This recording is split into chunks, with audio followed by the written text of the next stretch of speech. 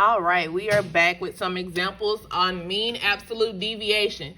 So we had these data values to start with: 10, 7, 13, 10, and 8. My first step in finding the mean absolute deviation is what?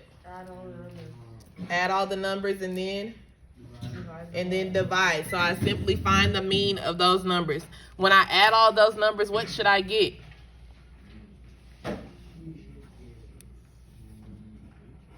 We should get 48. And then I'm going to divide. What do I divide by? 5. I divide by 5 because that is how many data values that I have. So I'm going to go to the side and I'm going to do 48 divided by 5. 5 can go into 48 9 times because 9 times 5 is 45. When I subtract, I get 3. But since we're in the 8th grade, we're going to add a decimal and a 0. Bring the 0 down. 5 can go into 36 times because 6 times 5 is 30. 30 minus 30 is 0. So the mean of our original data is 9.6. And we're going to write that here in our table for each data value that we have. My second step in finding the mean absolute deviation is to find the difference or to subtract the mean from each data value to find the distance that they are apart. So when I do 10 minus 9.6, what should I get? 0.4. When I do 7 minus 9.6, I should get negative 2.6. When I do 13 minus 9.6, I should get 3.4.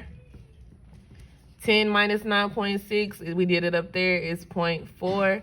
And 8 minus 9.6 is negative 1.6. Now, we found the mean, we found the difference. Now it's time to find the positive value for each one of those. That is simply writing each number without the negative sign.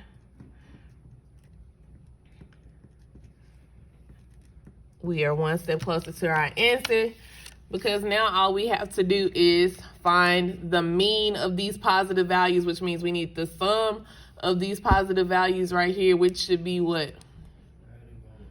We need to add them up. So that's 10, 24, 2, 4, 7, 8.4. 8.4, not 7.4. Yeah. And then we're going to divide 8.4 by 5, which is 1 and 68 hundredths. But that is how we do that. We're going to get another example under our belts over here with number 2. Now, my first step here, again, is to find the mean of the original data values. So I add all of these data values up to get a sum of 542. Now I'm going to divide that by 5 because that's how many numbers I have.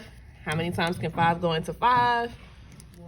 Once, because 1 times 5 is 5. Subtract, bring down the 4.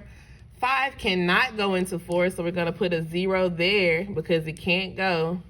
And bring down the 2. How many times can 5 go into 42? 8 times, because 8 times 5 is 40. Subtract and get 2. Add a decimal and a 0 because you are 8th graders. Bring the 0 down. How many times can 5 go into 20? 4 times, because 4 times 5 is 20. When we subtract, we get 0. So this right here is the mean of the data values. So we're going to write it for each data value that we have. And we're going to find the distance between each data value and the mean. Again, you guys are able to use a calculator, so this should go quick. What is 110 minus 108.4? 1.6. What about 114 minus 108.4?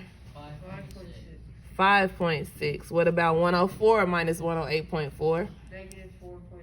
Negative 4.4. What about 108 minus 108.4? Negative 0.4. Negative 0.4.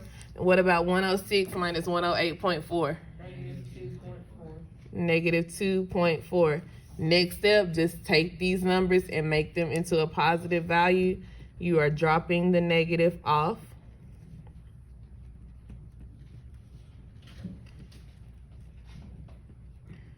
And now we add. When we add all of those numbers, what is our sum? 14.4. 14.4. The count is simply how many numbers you have because we are finding the mean of these positive values. When I do 14.4 divided by 5, what should I get? 2.88. 2.88 or 2 in 88 hundredths. Last example that we're going to do. We know all the steps. So, step 1, after you write your values, you add them all up. In this one, you should get 819. 819 divided by those 10 values is 81 and 9/10. So we're going to subtract 81 and 9/10 from each of the values that we have. Let's get started. I'll write those in as we continue. What is 87 minus 81 and 9/10? 5.1. What is 75 minus 81 and 9/10? Negative 6.9. -6.9. What is 85 minus 81 and 9/10? 3.1. 3.1. What is 77 minus 81 and 9/10? Negative 4.9. -4.9. What about 74 minus 81 and 9/10? -7.9. What is 83 minus 81 and 9/10? 1.1. 1.1. What about 90 minus 81 and 9/10? 8.1. This 8.1. 88 minus 81 and 9/10? 6.1. 88 minus 81 and 9/10? Negative 2.9. Negative. Oh, sorry, that was 79. What about 81 minus 81 and 9/10? Negative 0.9. Negative 0.9. Take all of those numbers, write them with a positive value because we do not want to deal with negative numbers. Drop the negative off. It's a lot of work, but it is fairly easy.